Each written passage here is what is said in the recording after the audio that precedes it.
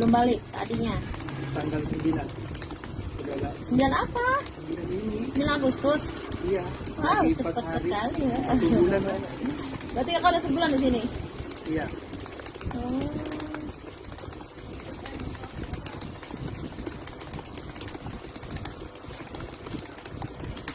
Rp3.324.000. 3.324.000. Apa bos? Sampurna tetek. Paraha. Dua baik. Dua naon? Dua biji. Iya. Oke. Yang sini yang A ya tadi.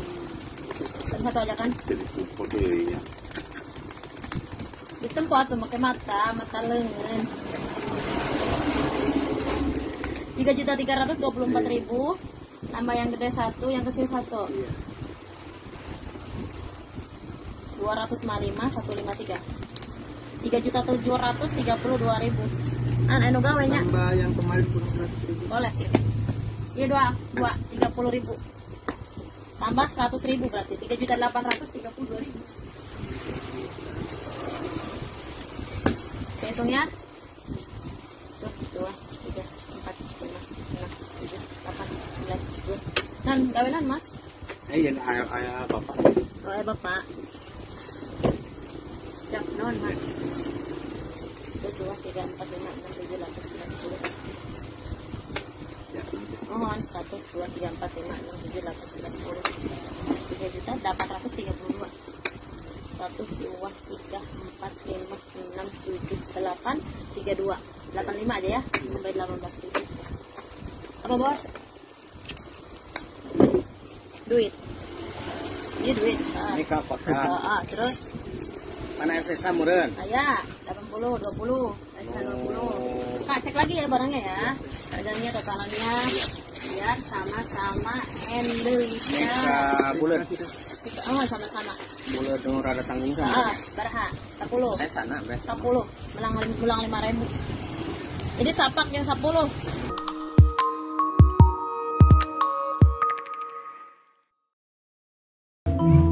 Gak ada kalau saya masalahnya. Masalah saya cuma mau pindah gitu toh. Kalau punya biaya meninggalkan daerah sini. Setiap hari saya di rumah sini mas, mau kemana lagi? Semuanya air.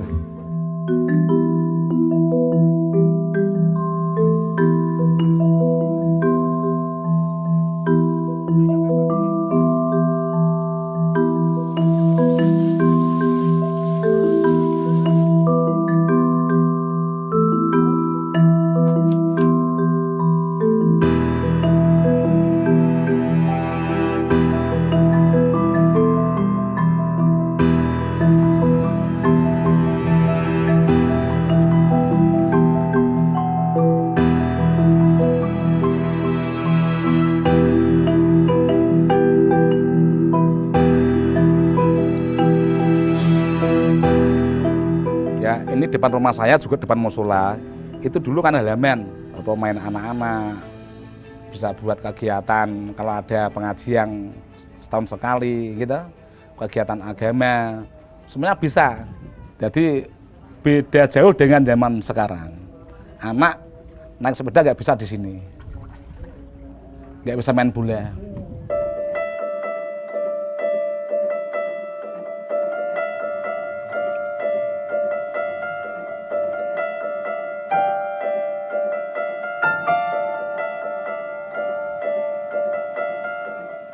Apa yang bisa kita lakukan? Itu tadi. Kita harus mengembalikan fungsi sepadan pantai. Teknologi yang sudah dilakukan pemerintah saat ini dengan membangun tanggul. Itu tidak cukup efektif.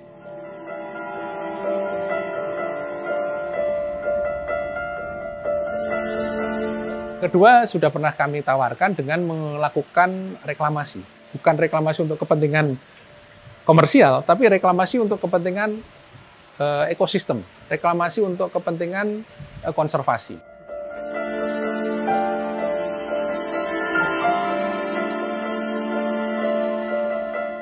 Ya kalau air masuk rumah itu sedih, pikirannya sedih. Hewannya mau pindah.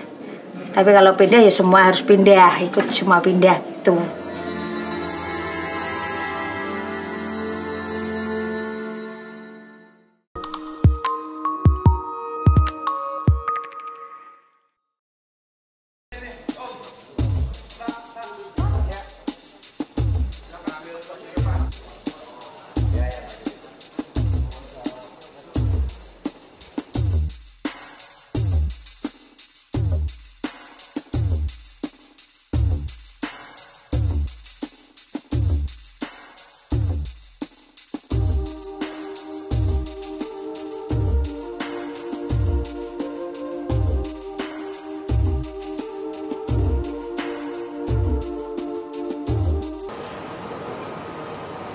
Main apapun udah salah di sana ya. Jadi nggak ada urusan mengenai slot kayak game kayak ya, salah aja. Titik itu. Saya mohon maaf. Tadi kita rapat pleno karena segala sesuatu keputusan kita biasa melalui rapat pleno ini. Selesai rapat pleno kita memberikan sanksi berupa PAW. Ya. Nah, nanti kita akan kirimkan surat PAW tersebut kepada DPP partai, karena memang DPP partai lah yang mengirim surat kepada KPUD. Jelas? Oke, Pak izin Pak terkait dengan dari mana? Tria Pak dari Kompas.com Pak. Oke. Mau tanya sedikit, tadi kan disebutkan akan ada PAW, apakah DPD PDIP juga akan menyodorkan nama penggantinya Pak? Ya nanti dulu itu. Kan Anda kan cuma cari Cinta Mega doang. Yang Anda kejar kan mati-matian Cinta Mega kan? Ya udah. Udah kita PAW. Kapan Pak akan direkomendasi? Langsung malam ini juga kita kirim suratnya kepada DPP partai. Dan tidak mencalonkan lagi. Oke. Dan kami tidak mencalonkan lagi untuk 2024. Cukup tegas partai saya. Ya, wes. Dari mana? Kumparan.com. Oke. Izin Pak, kemarin kan memang ada video yang beredar juga, dan apakah ada pengecekan dari DPP ke tablet Bu Mega atau seperti itu? Tidak perlu, kita udah pecat kok.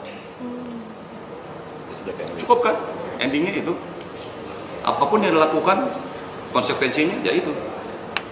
Setiap manusia, siapapun itu, termasuk Anda, melakukan sesuatu pasti ada konsekuensinya. Benar kan? Ya udah, ini konsekuensi terakhir yang begini. Apalagi yang ditanya. Berarti selain PAW, status keanggotaan di partai seperti apa Pak untuk Bu Cinta Mega sendiri Pak? Nanti biar DPP partai memutuskan.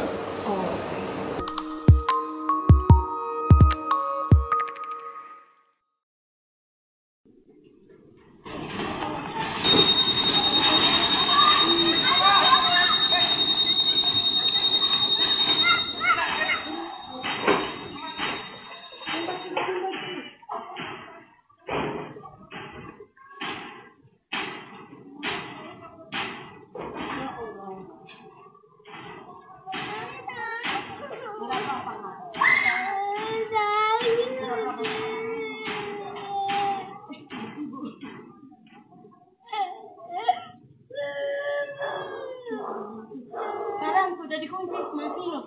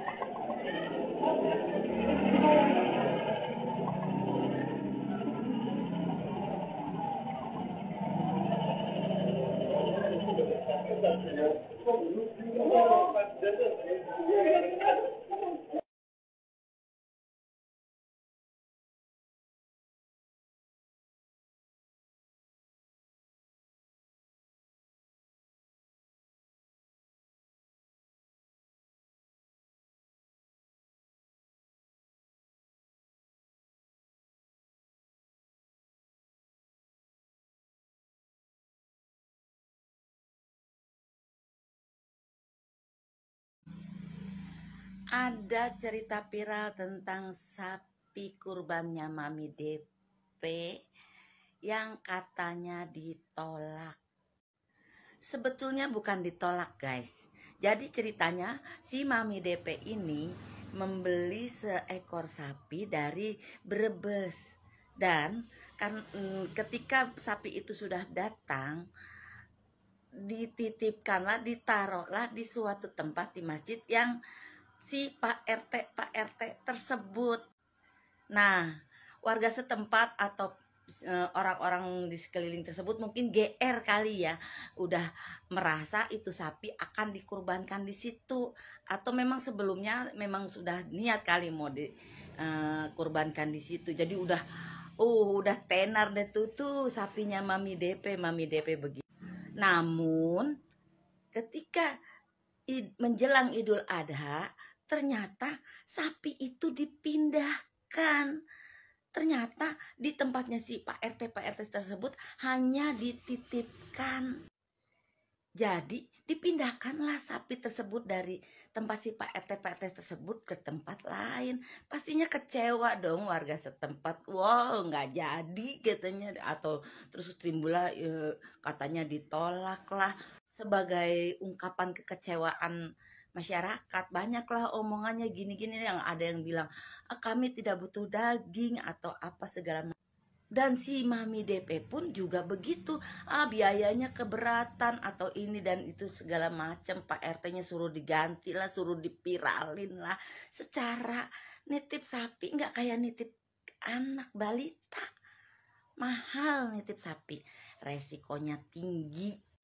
Lagian kan udah seneng ya, udah arep-arep, dikira mau dikurbanin, nggak jadi. Coba itu gimana. Jadi sekarang rame. Tapi kalau saya ya guys ya, secara kan Mami DP banyak duitnya, daripada jadi omong-omongan gitu ya. Tadinya mah ngapain tuh sapi, cuma dititipin doang, udah aja kasih. Kalau tempat yang lain itu atau tempat kronya atau tempat ininya itu butuh sapi, beliin aja lagi, kan duitnya banyak gitu. Ngapain sih dibela-belain ngelawan RT, suruh inilah, suruh dipecat lah, suruh dipermalukan.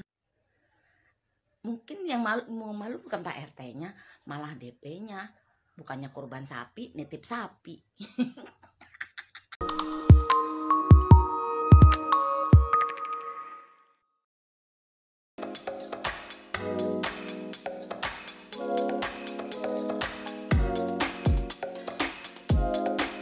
Anda pasti familiar dengan mie instan. Pembuatannya yang sederhana dan cepat membuat mie instan digemari berbagai kalangan. Mie instan memang digemari hampir seluruh masyarakat. Idealnya makanan instan seperti mie dibuat sepraktis mungkin agar dapat dengan mudah disajikan. Berbagai julukan disematkan untuk mie instan, mulai dari makanan sejuta umat, pemadam kelaparan, hingga penyelamat anak kosan. Hal itu juga tak lepas dari harganya yang terjangkau, serta variasi pilihan rasa yang memberikan sensasi bagi anak kosan merasakan berbagai jenis makanan. Namun tahukah Anda sejarah dari mie instan? Ternyata penemuan mie instan tak lepas dari peristiwa krisis pangan di Jepang, ketika Perang Dunia Kedua. Penemu mie instan adalah Momofuku Ando, pada tahun 1958. Saat itu Ando kelaparan di Jepang, dan ada banyak orang mengantri mie soba. Saat itu pun ia melihat harus ada teknologi pengolahan mie yang orang bisa lakukan dengan instan, awet dan harga terjangkau. Dan diciptakanlah mie kering yang bumbunya diresapkan dan diseduh dengan air panas. Dari sana mie instan berkembang ke seluruh dunia. Di Indonesia sendiri baru menjelang 1968, mie instan mulai masuk dan diproduksi massal. Dan pada awalnya masyarakat Indonesia belum menerima, karena makanan pokoknya adalah nasi. Awalnya bertahap dari belum terbiasa, akhirnya digemari karena awet, harga terjangkau dan praktis. Dulu belum sebanyak sekarang rasanya. Ketika itu rasanya hanya kaldu ayam, kaldu udang, dan masuk dekade 70-an, mulai muncul mie goreng dan terus berkembang hingga sekarang. Kini mie instan menjadi salah satu makanan paling populer di masyarakat, tak lagi hanya sekedar pengganti nasi. Indonesia menempati urutan kedua setelah Tiongkok sebagai negara konsumsi mie instan tertinggi di dunia. Meski mie instan terlihat menggiurkan, tetapi jangan sampai berlebihan untuk mengkonsumsinya.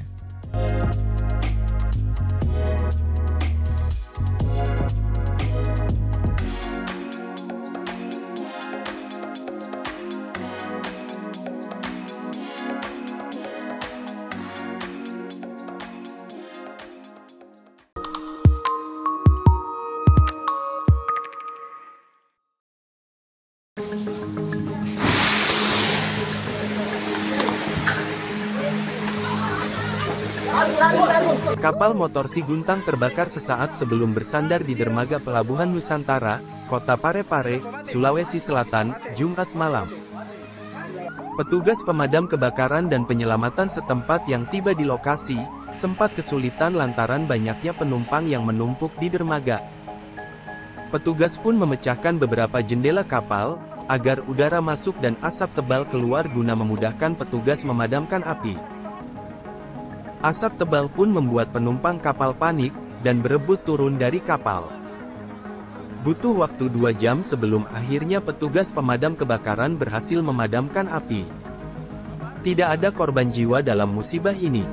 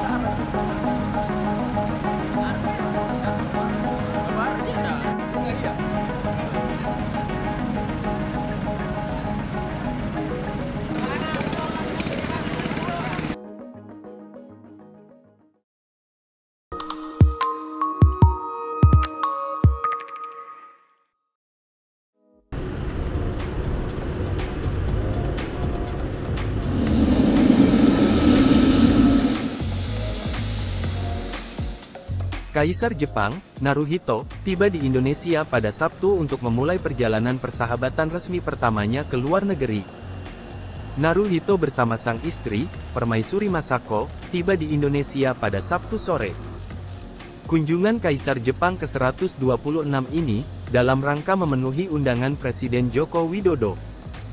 Dijadwalkan, kunjungan perdana tersebut berlangsung dari 17 hingga tanggal 23 Juni tahun 2023.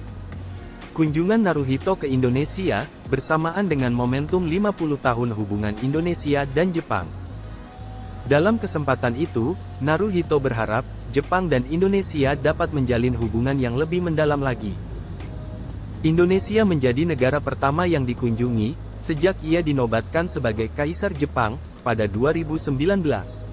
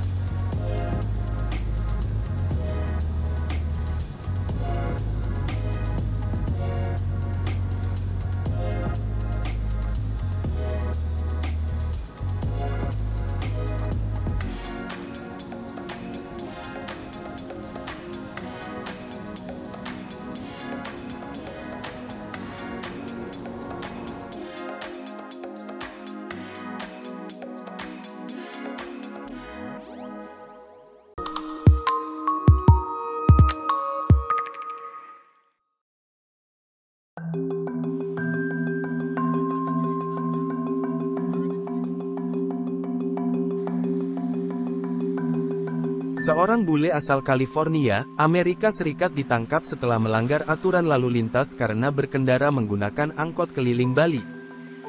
Jared Brendan Mel akhirnya ditilang tim patroli Satlantas Polresta Denpasar usai video ia mengendarai angkot melintasi jalanan Bali, viral di media sosial. Ia ditilang karena SIM yang digunakan tak sesuai dengan kendaraan angkutan umum yang ia gunakan. Diketahui juga bahwa surat tanda nomor kendaraan angkot masa berlakunya telah berakhir. Selain menilang, polisi juga menyita angkot yang digunakan oleh Jared.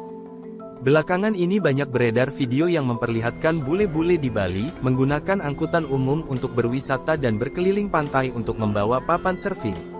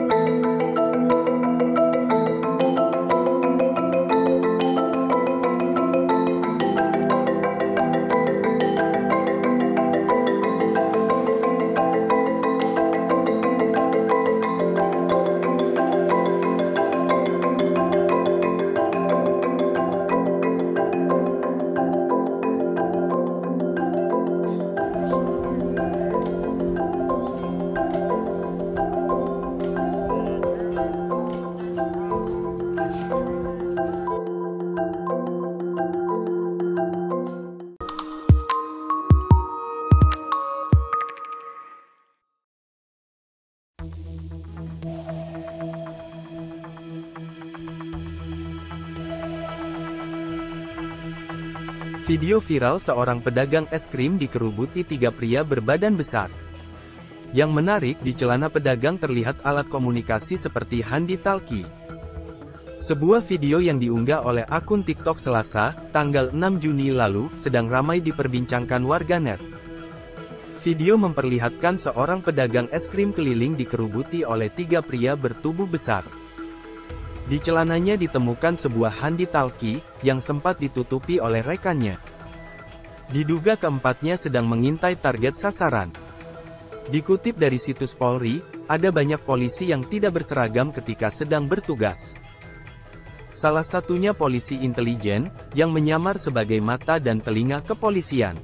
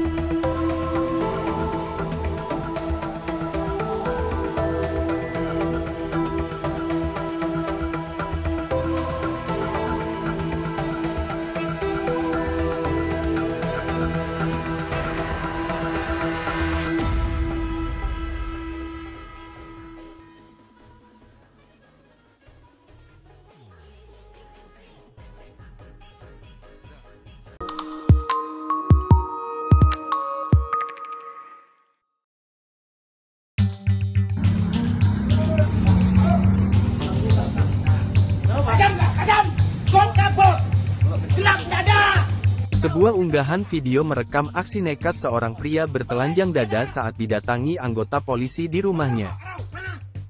Pria tersebut terlihat meluapkan amarahnya hingga mendorong dan mengancam akan memukul anggota polisi.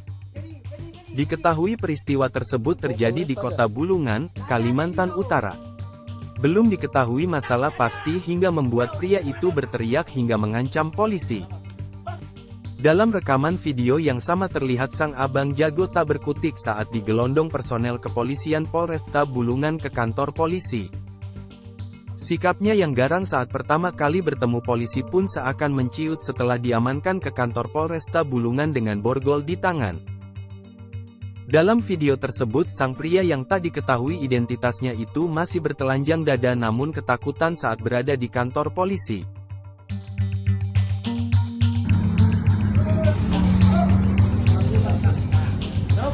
Kadam! Kau kabur! Gelap dada! Kau tengah-tengah kau! Perfect! Dada! Merokok kau! Mana? Mana rokok kau? Kalau enggak pecah kau nih! Mau pecah kah? Otak! Jadi! Bawa Polresta aja? Gak ada Dedi tuh!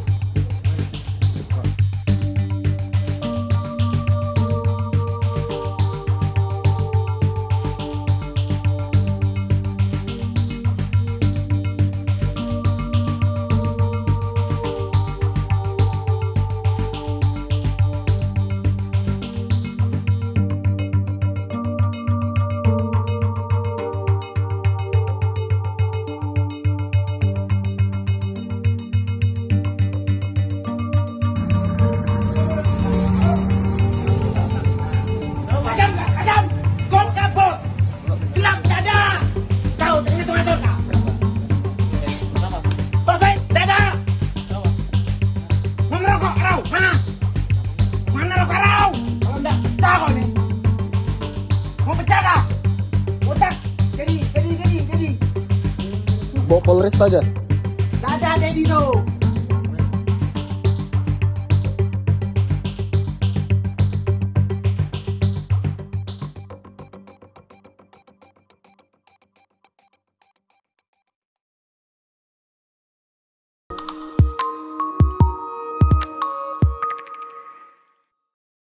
I believe that augmented reality is a profound technology.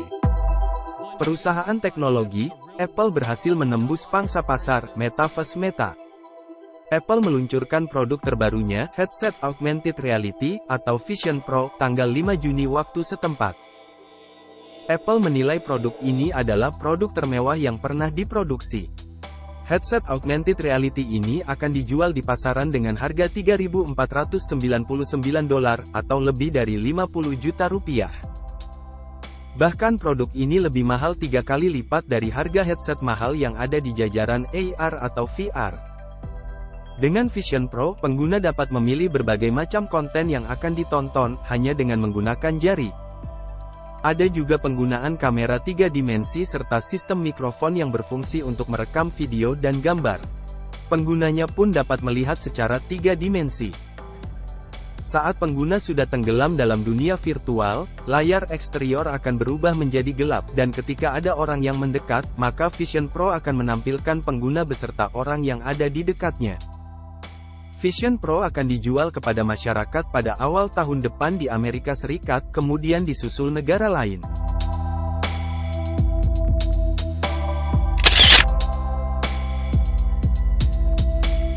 Sebelumnya, tanggal 1 Juni lalu, CIO Meta, Mark Zuckerberg, memperkenalkan headset mixed reality terbaru perusahaannya, Quest 3.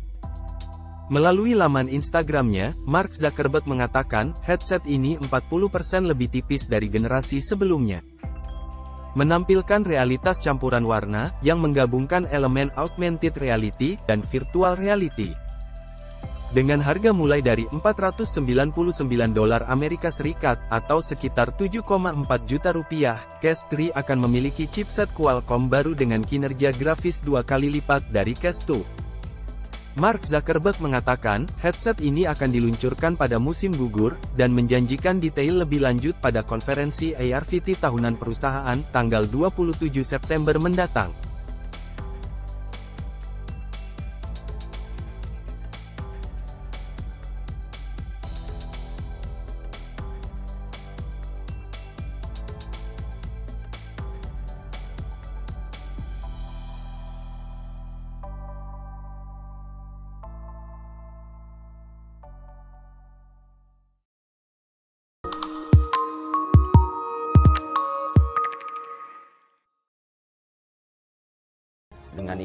saya siap untuk hadir menjadi Depok pertama. Mohon dukungannya. Merdeka! Putra Presiden Joko Widodo, Kaesang Pangarep menyatakan kesiapan menjadi wali kota Depok, Jawa Barat. Dalam video yang diunggah, Kaesang menyatakan sudah mendapatkan izin dan restu dari keluarga besarnya untuk maju sebagai orang pertama di wilayah yang dijuluki Kota Belimbing tersebut. Wakil Ketua DPD Partai Solidaritas Indonesia, Icuk Pramana Putra mengatakan, pernyataan itu bukan guyonan belaka. Sebagai informasi, Kaesang sempat mengunggah video yang menyatakan dirinya siap menjadi Depok pertama pada Sabtu tanggal 10 Juni tahun 2023 kemarin. Ia juga meminta doa restu dari seluruh masyarakat supaya jalannya sebagai Depok 1 mulus. Insya Allah, dengan ini saya siap untuk hadir menjadi Depok pertama. Mohon dukungannya. Merdeka! Assalamualaikum warahmatullahi wabarakatuh. Shalom. Om Swastiastu, Namo Buddhaya, salam kebajikan. Saya Kaesang Pangarep. Saya sudah mendapatkan izin dan restu dari keluarga saya. Insya Allah, dengan ini saya siap untuk hadir menjadi Depok pertama. Mohon dukungannya. Merdeka!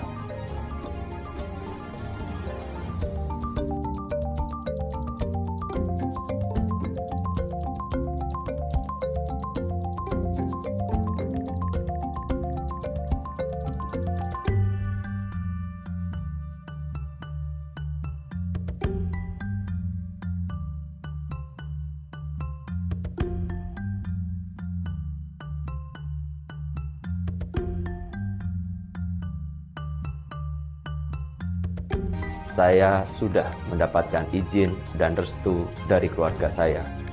Insya Allah, dengan ini saya siap untuk hadir menjadi Depok pertama. Mohon dukungannya. Merdeka!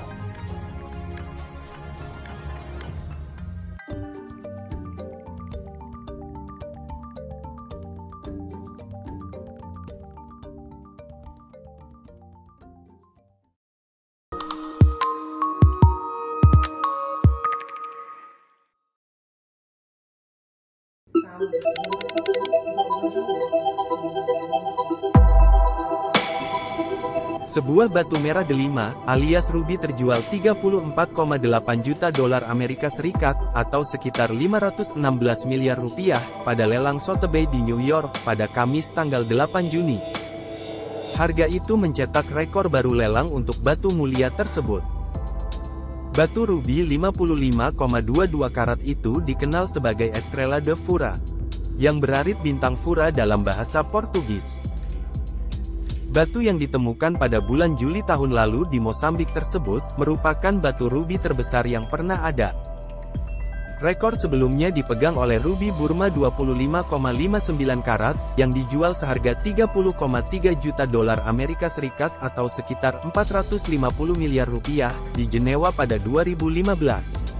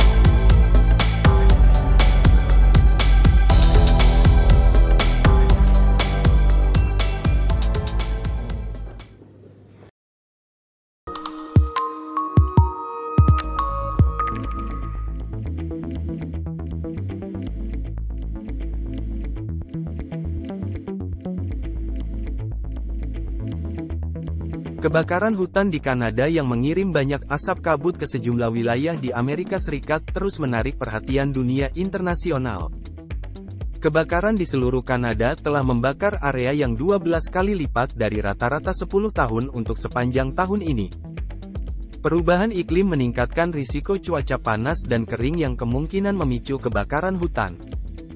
Dunia telah menghangat sekitar 1,2 derajat Celcius sejak era industri dimulai, dan suhu akan terus meningkat kecuali pemerintah di seluruh dunia melakukan pengurangan emisi secara drastis. Para ahli mengatakan paparan asap api dapat menyebabkan sejumlah masalah kesehatan, seperti peningkatan denyut nadi, nyeri dada, dan peradangan pada mata, hidung, dan tenggorokan.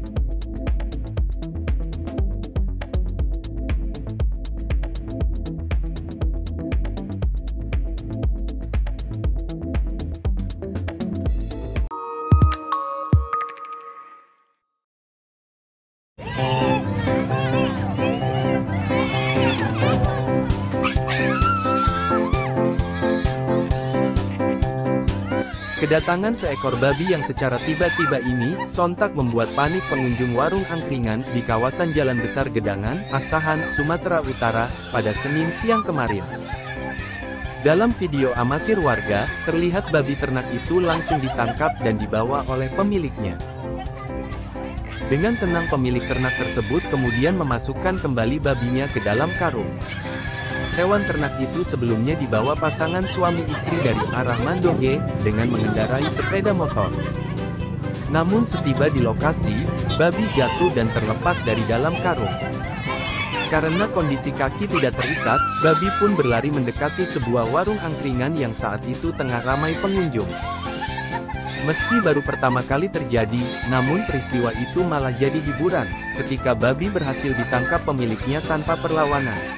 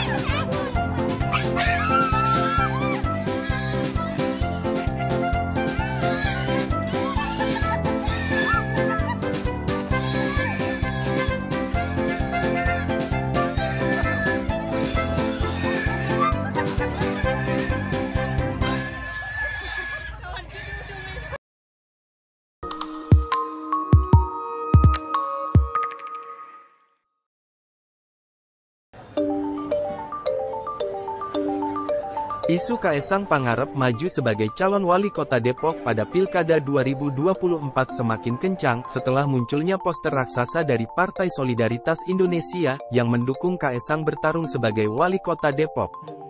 Dimintai konfirmasi tentang baliho tersebut, Kaesang menyatakan foto yang dipasang oleh PSI itu berasal darinya. Meskipun telah memiliki keinginan berpolitik, Kaesang mengatakan tidak melakukan konsultasi dengan Presiden Jokowi. Ia mengaku hanya berkonsultasi dengan sang istri, Erina Gudono, mengenai pilihan ataupun keputusannya. Saat ini, Kaesang sedang menunggu pinangan dari berbagai partai politik untuk maju pada Pilkada 2024. Namun, ia belum menentukan daerah pencalonannya.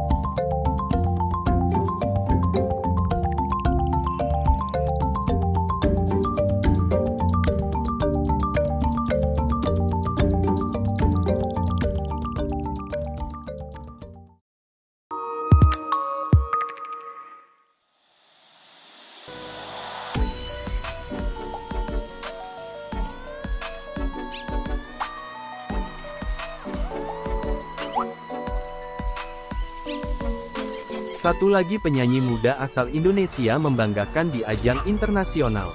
Putri Aryani berhasil meraih Golden Buzzer dalam acara pencarian bakat ternama American Got Talent.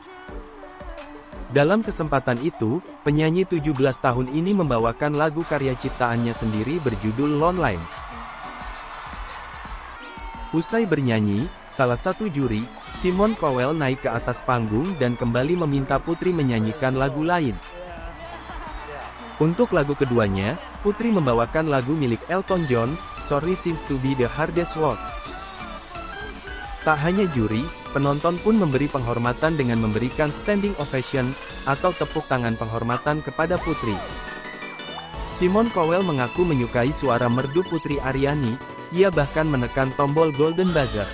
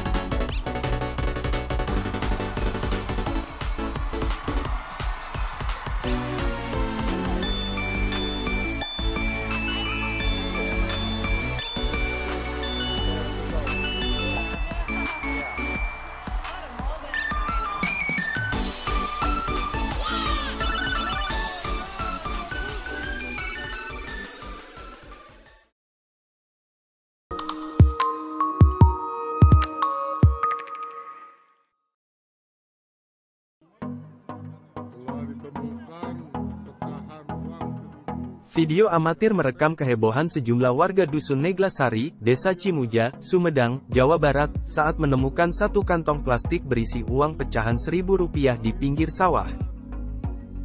Sejumlah ibu, remaja, serta anak-anak membersihkan uang temuan tersebut lalu dikeringkan. Uang pecahan Rp1.000 tersebut ditemukan oleh anak-anak yang sedang bermain layang-layang, Selasa siang. Diperkirakan nominal uang tersebut lebih dari Rp500.000. Belum diketahui asal uang tersebut. Warga sebagian masih menyimpan uang tersebut bahkan dalam kondisi yang telah rusak.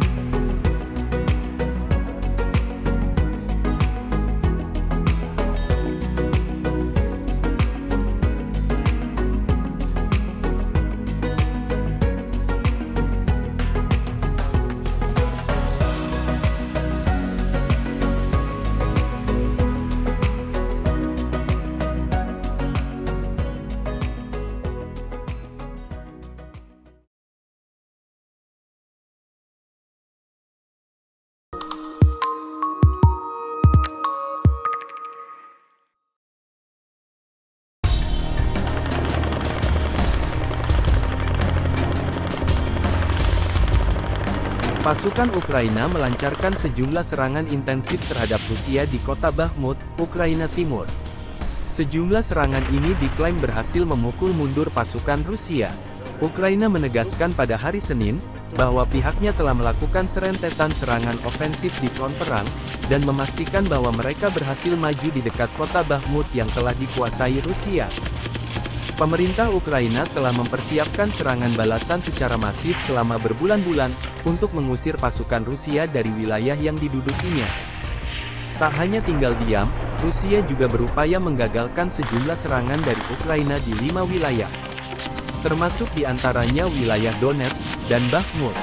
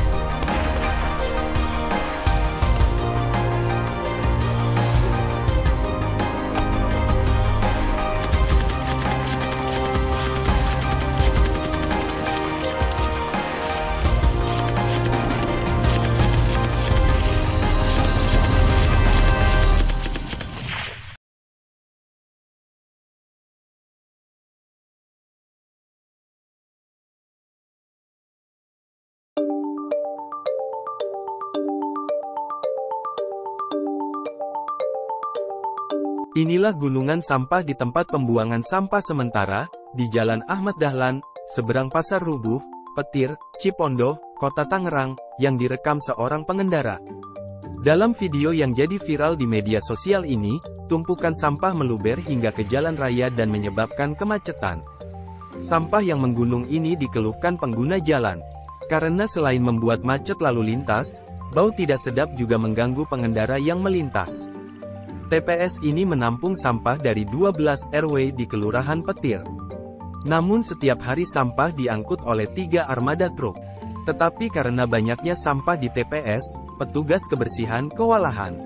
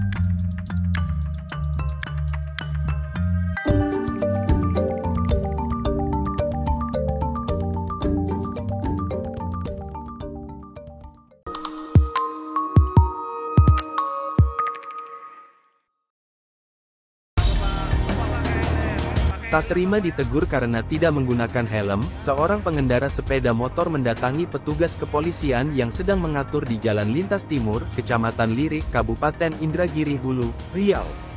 Dari rekaman video yang viral di media sosial, pengendara motor tersebut marah dan mengeluarkan kata-kata kotor kepada anggota Polantas Polsek Lirik bernama Bribka Doni Malindo.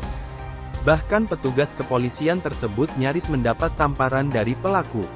Menurut Kasat Lantas Polres Indragiri Hulu, AKP Rocky Junasmi, kejadian berawal saat petugas menegur dan mengingatkan pelaku agar menggunakan helm. Namun, saat ditegur pengendara tidak terima dan langsung memaki petugas. Pasca kejadian, polisi mengamankan pelaku ke kantor polisi untuk menjalani pemeriksaan. Pelaku mengakui kesalahannya dan meminta maaf kepada institusi Polri atas perkataan yang tak pantas.